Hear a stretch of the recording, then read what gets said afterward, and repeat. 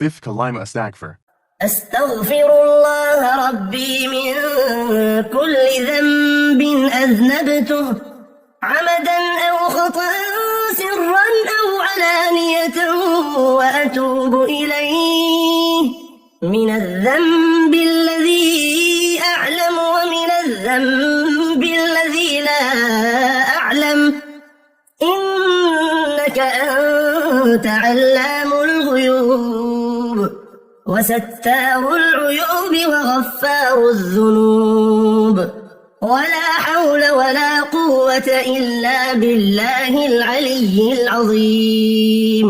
I seek forgiveness from Allah, who is my creator and charizer, from every sin I committed knowingly or unknowingly, secretly or openly. I also seek his forgiveness for all sins which I am aware of, or am not aware of. Certainly, you, Allah, are the knower of the hidden and the concealer of mysteries.